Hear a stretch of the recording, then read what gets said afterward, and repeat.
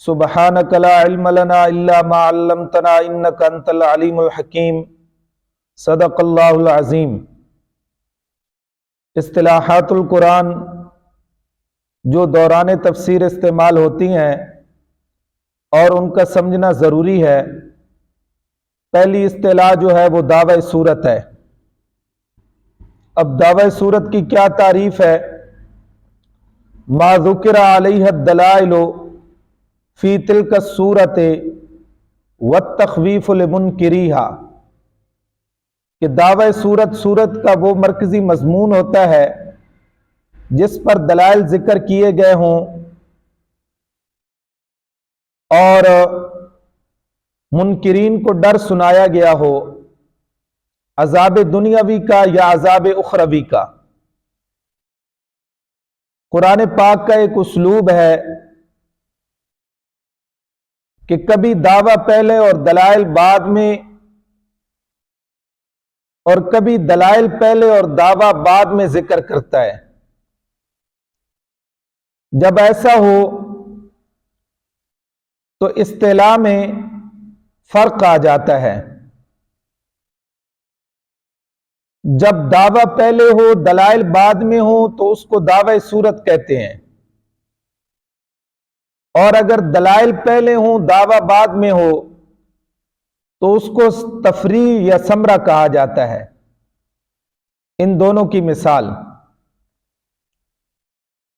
پہلے کی مثال جب دعویٰ پہلے ہو اور دلائل بعد میں ہو، یہ سورۃ البقرہ آیت نمبر 21 اور 22۔ یا ایھا الناس اعبدوا ربکم، اے لوگو اپنے رب کی عبادت کرو۔ اب اعبدوا ربکم یہ دعوی صورت ہے۔ آگے الذی خلقکم والذین من قبلکم الذی جعل لکم الارض فراشا والسماء بناء وانزل من السماء ماء فاخرج به من الثمرات رزقا لکم۔ یہ اس پر 5 دلائل عقلیہ بیان کیے گئے ہیں۔ پھر آخر میں اللہ تعالیٰ نے اسی دعوے کو ذکر کیا، تو اب فلا تجعلوا للہ اندادا، اب اس کو ثمرہ کہا جائے گا۔ فلا تجعلوا للہ اندادا اعبدوا ربکم، ایک اپنے رب کی عبادت کرو۔ فلا تجعلوا للہ اندادا، نہ بناؤ تم اللہ تبارک و تعالی کے لیے کوئی شریک۔ تو اب یہاں پر اس آیت کریمہ میں دعویٰ پہلے ہے اور دلائل بعد میں ہے، تو اس کو دعوی صورت کہیں گے۔ اور اگر دلائل پہلے ہوں اور دعویٰ بعد میں ہوں تو اس کو تفریع یا ثمرہ کہا جاتا ہے۔ اس کی مثال یہ سورہ یونس ہے، آیت نمبر 3۔ اللہ تعالیٰ فرماتے ہیں ان ربکم اللہ الذی خلق السماوات والارض فی 6 ایام ثم استوى علی العرش یدبر الامر ما من شفیع الا من بعد اذنہ ذالکم اللہ ربکم فاعبدوہ۔ تو اب اس آیت کریمہ میں پہلے اللہ تعالیٰ نے دلائل ذکر کیے ہیں، خلق السماوات والارض فی 6 ایام ثم استوى علی العرش یدبر الامر، اور بعد میں اللہ تبارک و تعالیٰ نے دعویٰ ذکر کیا ہے فاعبدوہ۔ تو اب اس کو تفریع یا ثمرہ کہیں گے۔ اس کی دوسری مثال کہ جب دلائل پہلے ہوں اور دعویٰ بعد میں ہو، یہ سورۃ المؤمنون 18واں پارہ آیت نمبر 12 اور 13۔ اللہ تعالیٰ فرماتے ہیں وَلَقَدْ خَلَقْنَا الْإِنسَانَ مِنْ سُلَالَةٍ مِّن طِينٍ ثُمَّ جَعَلْنَاهُ نُطْفَةً فِي قَرَارٍ مَّكِينٍ ثُمَّ خَلَقْنَا النُّطْفَةَ عَلَقَةً فَخَلَقْنَا الْعَلَقَةَ مُضْغَةً فَخَلَقْنَا الْمُضْغَةَ عِظَامًا فَكَسَوْنَا الْعِظَامَ لَحْمًا ثم انشأناه خلقا آخر فتبارک اللہ احسن الخالقین۔ ان کا انشاءاللہ ترجمہ جو ہے ہم تفسیر میں پڑھیں گے۔ اب یہاں پر صرف یہ بات سمجھنی ہے کہ جب دعویٰ پہلے ہو دلائل بعد میں ہو تو اس کو کیا کہتے ہیں، اور جب دلائل پہلے ہوں اور دعویٰ بعد میں ہو تو اس کو کیا کہا جاتا ہے۔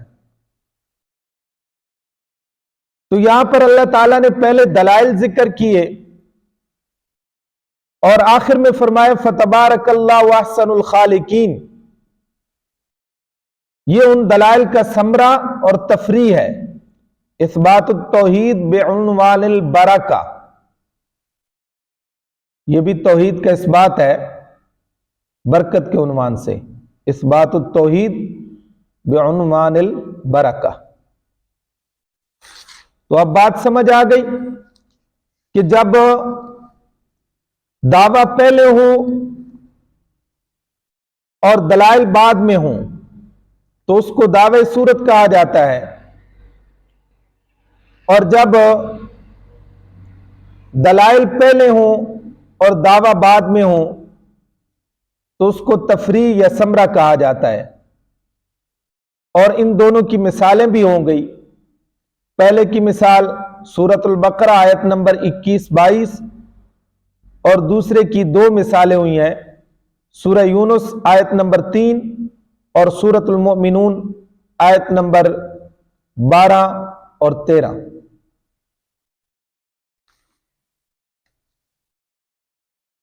قرآن کریم دعوے کو ثابت کرنے کے لیے 4 طریقے اپناتا ہے۔ دلائل عقلیہ کے ذریعے دعوے کو ثابت کرتا ہے اللہ کا قرآن، دلائل نقلیہ کے ذریعے دعوے کو ثابت کرتا ہے، دلیل وحی کے ذریعے دعوے کو ثابت کرتا ہے، حلف کے ذریعے دعوے کو ثابت کرتا ہے۔